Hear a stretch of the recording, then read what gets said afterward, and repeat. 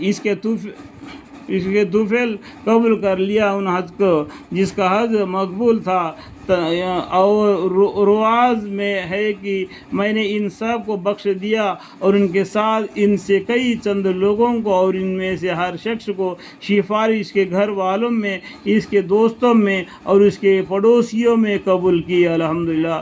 ابو عبداللہ ظاہری رحمۃ اللہ علیہ کا بھی ایک قصہ اس قسم کا رسال کے ختم پر حکایت ممبر 13 نمبر پر آ رہا ہے، اور زین العابدین رضی اللہ عنہ کے لبیک نہ کہہ سکنے کا قصہ حکایت میں نمبر 17 پر آ رہا ہے۔ ان واقعات سے معلوم ہوا کہ اللہ جل شانہ کے لطف و کرم سے امید رکھنا چاہیے، اللہ کی رحمت، اللہ کی مغفرت کی امید رکھتے ہوئے حج کرنا چاہیے کہ وہ شخص اپنے کرام سے نوزا دے گا۔ ایک حدیث میں آیا ہے کہ وہ شخص بہت بڑا گنہگار ہے جو عرفات کے میدان میں بھی یہ سمجھے کہ میری مغفرت نہیں ہوئی۔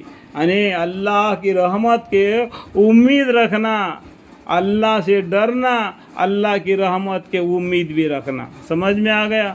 اللہ سے ڈرنا، اللہ نے میرا گناہ کو معاف کر دیا، اس کا بھی امید رکھنا۔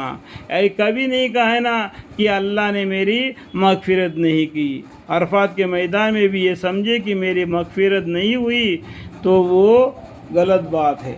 اللہ نے ہمارے گناہ کو معاف کرنے والے ہے، اس کے سوا ہے کون ہمارے گناہ کو معاف کرنے والا؟ اس کا گھر یعنی کعبہ شریف کے پاس گئے اور اس کا دروازے پر پڑے رہے، اس کو دروازے کو کھٹکھٹا رہے، یا اللہ میں نے تیرے گھر آ گیا، میں تیرے گھر آ گیا مالک، دروازہ کھول، دروازہ کھول، لبیک یا اللہ، لبیک یا اللہ کہہ کر دروازہ کو ہاتھ لگائے گا، اللہ تعالیٰ ضرور دروازہ کھولے گا، تم پر رحمت فرمائے گا، مغفرت فرمائے گا، تمہیں ویسا صاف کر دے گا جیسا کہ ماں کا پیٹ سے ابھی پیدا ہوا ہو، کوئی گناہ اس کے اوپر نہیں ہوتا۔